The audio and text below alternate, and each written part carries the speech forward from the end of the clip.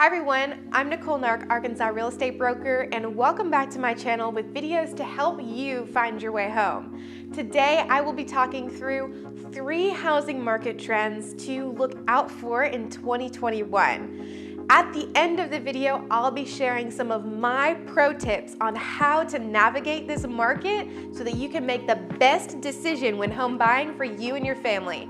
Give this video a thumbs up, smash that subscribe button, and let's get right into it.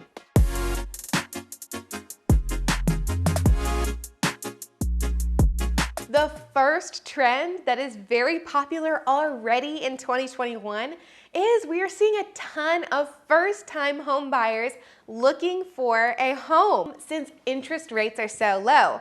And I believe that that's really why so many people are thinking that now is a great time to buy. If you are looking as a first-time home buyer, just know that the entry-level price points in a lot of markets are going to be competitive.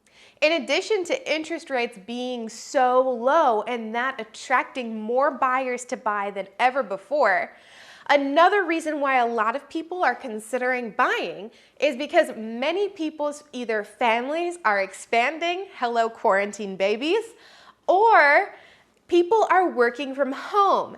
And some people do not have space in their current apartment, and that's why they look at buying their own home. We are seeing a second trend that follows that, and that is more people moving out of the cities and into the suburbs. Typically across all markets, my market in Central Arkansas included, homes that are near big central cities are usually more expensive because people like to have lower commute times and be close to everything typically. Now, what we're seeing is we're seeing more and more people move out to the suburbs. This is likely because of 2 things.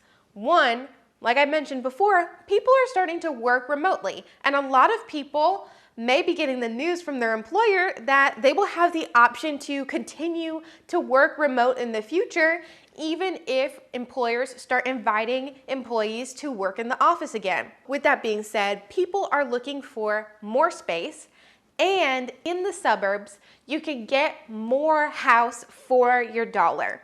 So with lots of first-time home buyers entering the market, a lot of people either with quarantine babies, elderly family members moving in, or remote working jobs, households are getting more squished together and people are moving into bigger spaces or desiring bigger spaces.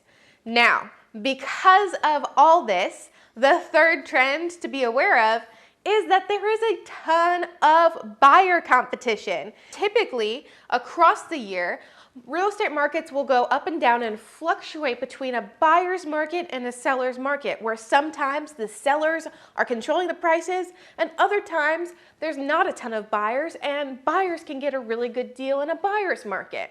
However, we did not see that at all in 2020, and in 2021, with how this first month so far has gone, it really seems like this year is going to continue to be a seller's market as well.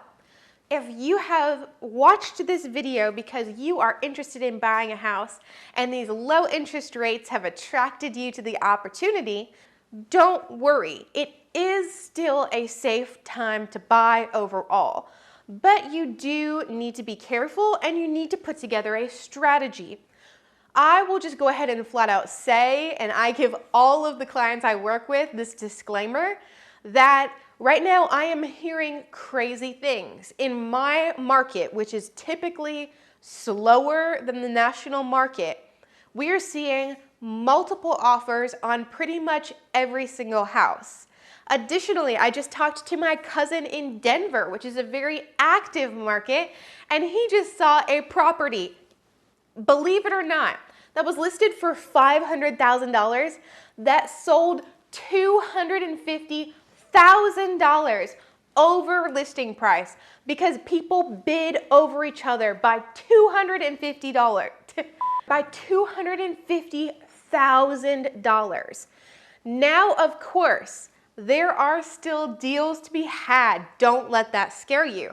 But just know and be empowered with the information that now, currently, as I make this video at the start of February 2021, and as I'm anticipating probably through 2021, will not be the time to try to negotiate a price down with the seller.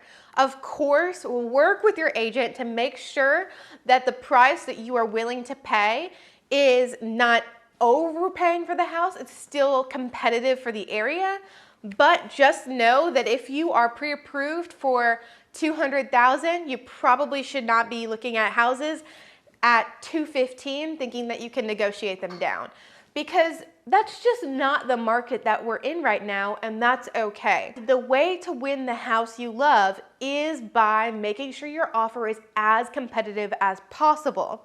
So how do you do that? You make sure that you work with an agent to put a plan together so that you can see houses quickly as soon as they come on the market and grab your attention. Secondly, you want to make sure your finances are 100% solid so that you don't have to worry about potentially losing the house or losing out to a buyer that is already pre-approved with another lender. You want to make sure that you make as competitive of an offer as possible. So what does that look like? When you are submitting your offer to the seller, they are going to look at your offer and how it compares to any other on the table. And when they're doing that, the only thing really that they care about at the end of the day is how much money your offer is going to put back into their pocket.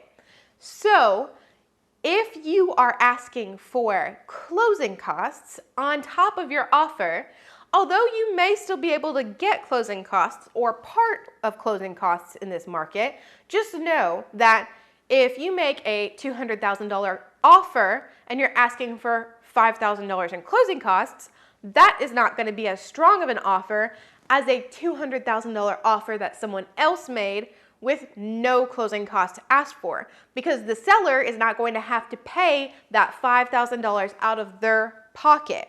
Work with your agent, put together a plan to make sure that you are prepared on the front end to make as competitive offers as possible.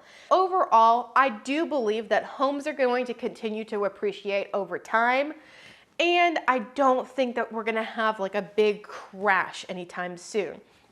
So just know, if you plan to be in your house for about 3 more years plus, you're probably going to be safe still to buy, even in somewhat of a crazy real estate market. So let me know, are you seeing this in your area? Every time you go onto a real estate website and you heart a house, are you seeing it go under contract or contingent like within hours?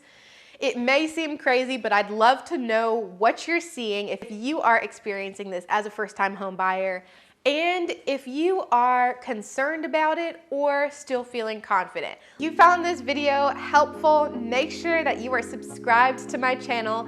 I put out multiple videos a week all about buying a house, financing, and more tips for this crazy market that we're in. And make sure to share this video with any of your friends or family members that you know of who may be interested in buying a house this year.